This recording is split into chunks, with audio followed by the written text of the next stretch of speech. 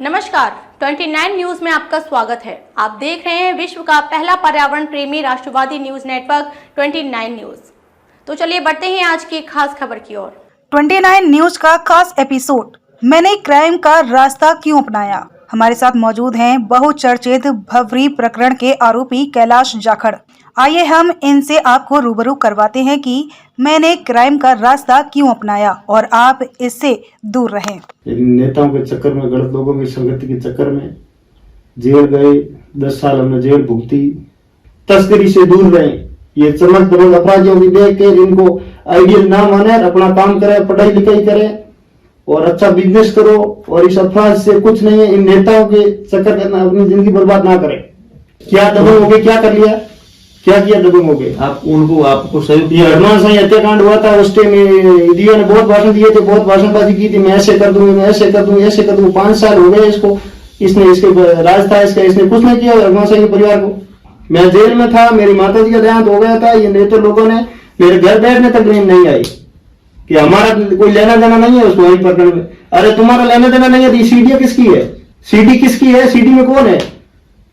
अच्छा, ये भी सच्चाई है। अगर सीडी बनी तभी तो ये बॉडी कांड हुआ, तो सीडी में कौन दिख रहा है। लेकिन हनुमान जी है जो युवाओं को सही दिशा में ले जा रहे हैं, हर युवाओं को आगे ला रहे हैं, हर युवाओं को आगे चुनाव लड़ने का मौका दे रहे हैं। और ये हनुमान जी ने एक युवाओं को स्टडी खोल रखी है जो युवाओं को जागरूक कर रहे हैं। जय हिंद, नमस्कार। मैं आपके साथ सत्यनारायण जोशी क्रांतिकारी।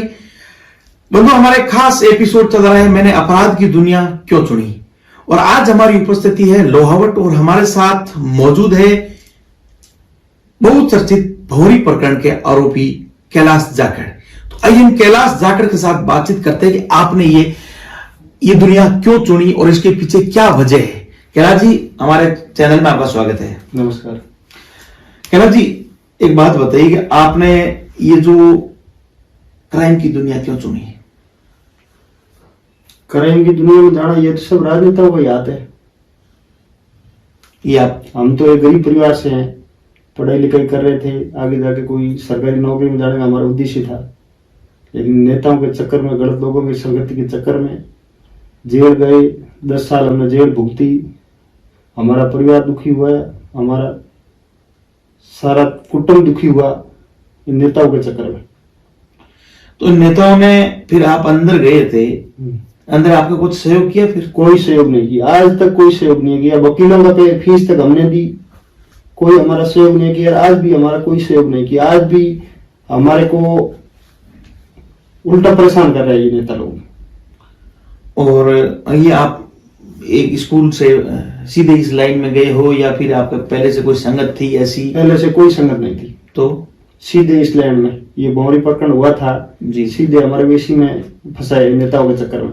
हमारा किसी से कोई लेना देना था, कौन भौरी है, क्या लेना है, कोई देना है, किसी से कोई मतलब नहीं था। सब लेना देना ये नेताओं लोगों का ही है। ये सीढ़ियां चल रही है, किसी जनता से छुपी हुई नहीं है।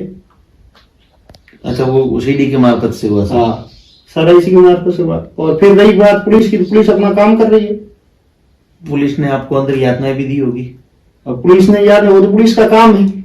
हमने अगर कुछ गलत किया है तो पुलिस तो अपना काम कर रही है, आज भी कर रही, पहले भी कर रही। पुलिस किसी के साथ गलत नहीं करती। और मेरे समाज के युवाओं से मेरा यही निवेदन है कि अपराध की दुनिया से दूर रहे, तस्करी से दूर रहे। ये चमक दमक अपराधियों की देख के इनको आइडियल ना माने, अपना काम करे, पढ़ाई लिखाई करे और अच्छा बिजनेस करो। और इस अपराध से कुछ नहीं है। इन नेताओं के चक्कर में अपनी जिंदगी बर्बाद ना करे। और ये चुनाव के अंदर किसी नेताओं के चक्कर में किसी से लड़ाई झगड़ा अपराध ना करें, किसी से तूटा ना करें, किसी से अनबन ना करें। नेताओं के चक्कर में नेता लोग किसी के नहीं है। मैंने 10 साल यातनाएं झेली हैं, मुझे पता है। अब आप युवाओं को ये प्रेरणा दे रहे हैं? मैं अब युवाओं को, मेरे समाज के युवाओं को, सख्ती से कहूं कि युवाओं को ये कहना चाहता हूं कि नशे पत्ते से, अपराध से दूर रहे। आप भुगत भोगी हो? मतलब मैं भुगत भोगी हूँ, मैं बहुत भुगत भोगी हूँ। मैंने कैसे जेल काटी है, कैसी यातनाएं मैंने झेली हैं, 10 साल में भुगता हूँ। और मैंने इस अपराध से और इस तस्करी से कुछ कमाया नहीं है।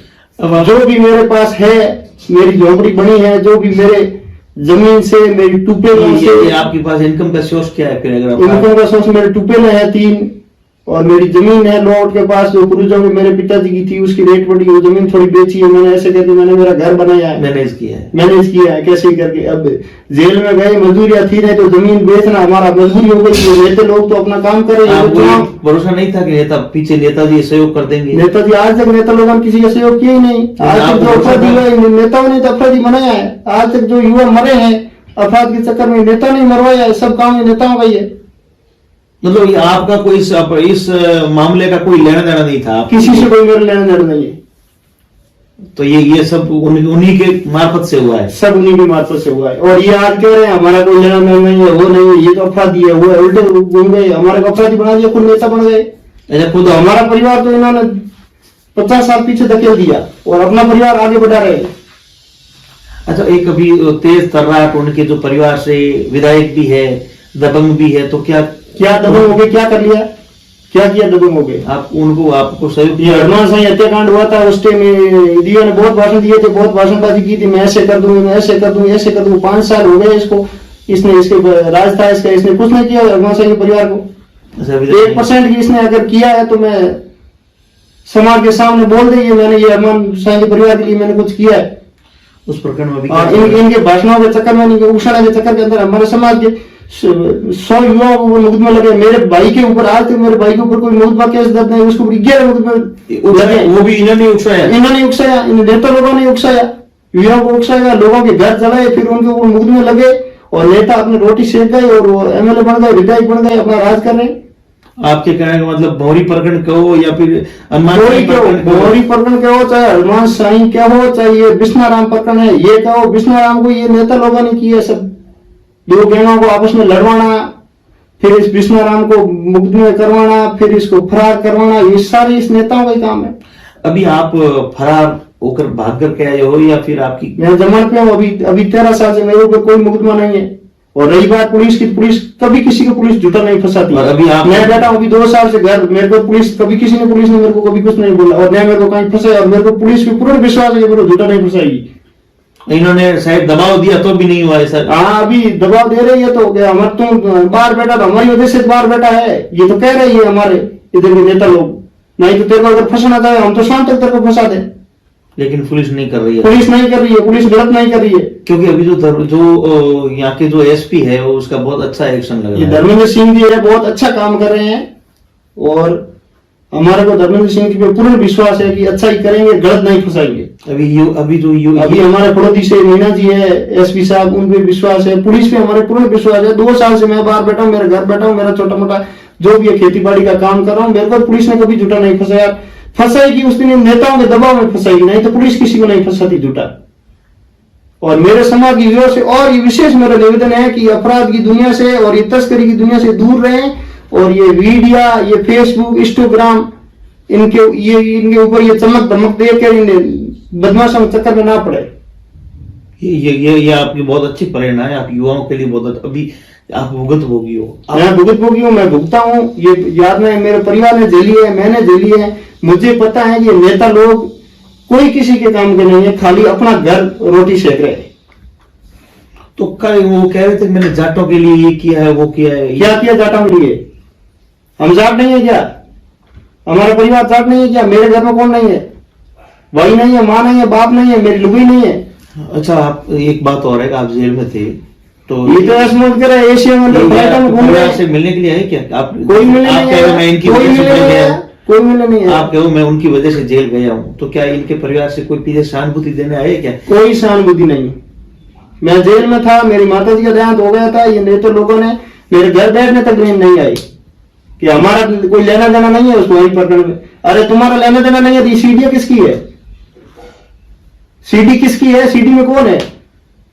अच्छा, ये भी सच्चाई है। अगर सीडी बनी तभी तो ये बॉडी कांड हुआ, तो सीडी में कौन दिख रहा है? अच्छा, फिर बोल रहे हमारा कोई लेना देना नहीं है। तो ये मतलब आपको फंसाया गया है, आपका ये सीधा आपका आरोप है इनके? सीधा आरोप है, नेताओं ने फंसाया है। और मैं मेरे युवाओं से यही कहना चाहता हूँ कि नेताओं के चक्कर में ना रहे, अपना काम करें। कानून पे तो भरोसा है? कानून पे और पुलिस पे मुझे पूरा भरोसा है कि झूठा किसी को पुलिस नहीं फंसाती और कानून किसी को झूठा दोषी नहीं मानती। तो आपको क्या लग रहा है कि आप एकदम निर्दोष बरी हो जाओगे इसमें? बिल्कुल बरी होंगे।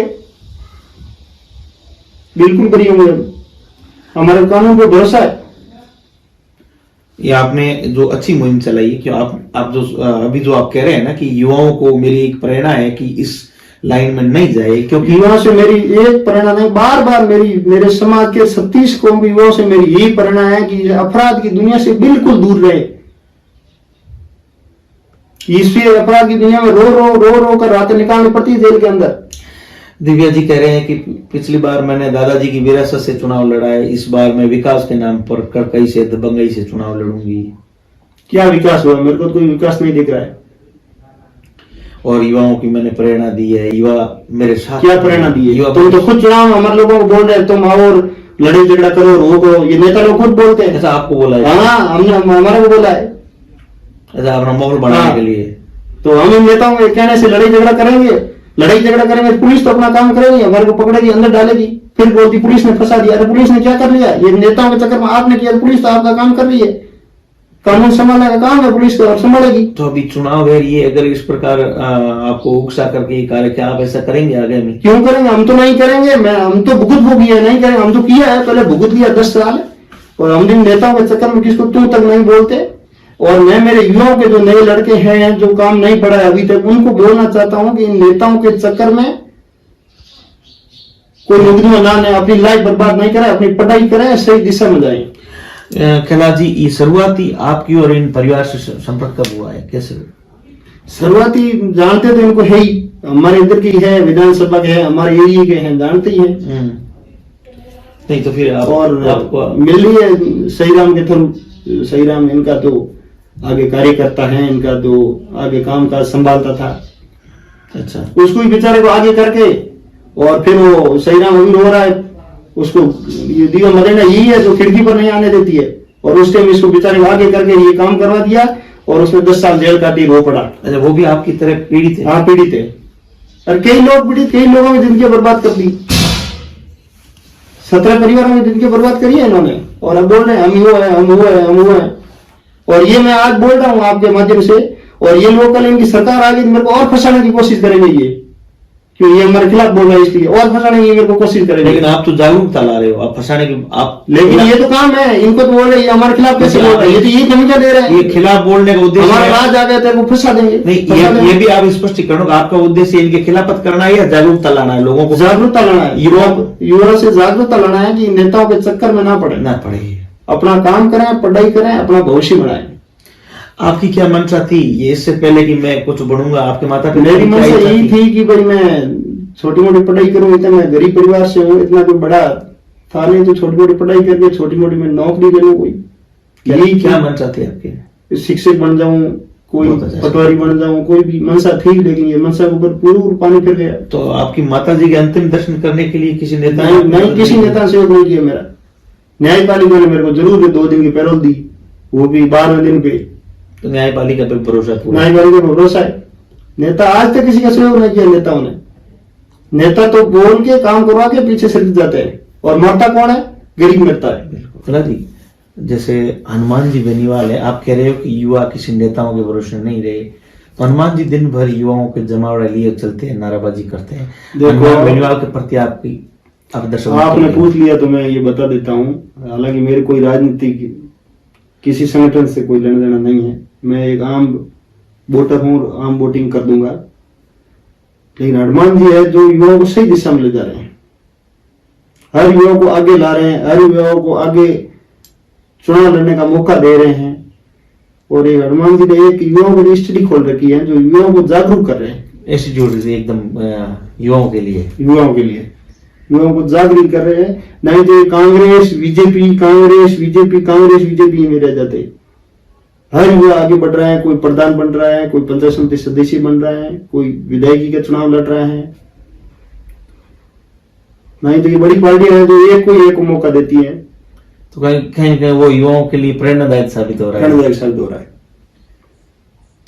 धन्यवाद आदरणीय कैलाश जी जाखड़ ने ये जो युवाओं को एक बहुत बड़ी प्रेरणा दी है। आपने बताया कि मैंने ये जो क्राइम की दुनिया क्यों चुनी। और अब मैं युवाओं को एक बड़ा संदेश दे रहा हूं कि आप किसी नेताओं के चक्कर में नहीं पड़े, क्योंकि मैंने नेताओं के चक्कर में पड़ करके अपना भविष्य खराब कर लिया है। मैंने मेरे माता पिता के सपने अधूरे रख दिए हैं। मैं मेरी पत्नी के सपनों को पूरा अभी नहीं कर पाया हूं, क्योंकि मैं 12 साल जेल में भुगत रहा हूं और अभी भी इनकी यही हालात है। ये कह रहे हैं मेरी तरह लगभग 25-30 युवा इस प्रकार ही उनका ये जो युवा अवस्था बर्बाद हुई है, और उसका वजह सीधा सीधा नेता है, और इन नेताओं की वजह से ही इनकी ये हालात है। और हाल ही में भी ये एक दूसरे को लड़ाने के लिए कार्य कर रहे हैं। अब मैं मेरे मुंह से ये नहीं कहूंगा वो नेता कौन है, क्योंकि आप सबको पता है और ये आप सबको स्पष्ट भी है, क्योंकि इस प्रकार के नेताओं को हमें समाज को भी कहीं न कहीं बाइकाट करने पड़ेगा। क्योंकि इस प्रकार के नेता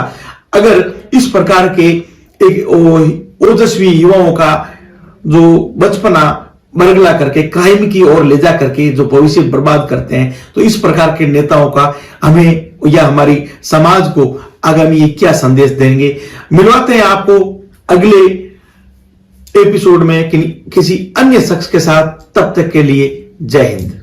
हम आपको बता दें, पूरी वार्तालाप में बहुचर्चित भवरी प्रकरण के आरोपी कैलाश जाखड़ ने बताया कि मैं पढ़ लिख कर शिक्षक बनना चाहता था, लेकिन हवस के भूखे नेताओं ने मेरी जिंदगी बर्बाद कर दी व मेरे साथ लगभग 2 दर्जन युवाओं का भविष्य अंधकार में हो गया। और भवरी प्रकरण का मामला न्यायालय के अधीन है। वह हमें न्यायालय पर पूरा भरोसा है कि हमें बेगुनाह साबित करेंगे, क्योंकि असली गुनाहगार तो वो सीडी में दिखने वाले नेताजी हैं। वह गुस्सा तो इस बात का आता है कि जिनके लिए हमने जिंदगी बर्बाद की, उन लोगों में इतनी भी इंसानियत नहीं बची कि मेरी माँ की डेथ पर मुझे सहानुभूति नहीं देने आए, वह नहीं मेरे जेल जाने के बाद मेरे परिवार की हालत जानी है।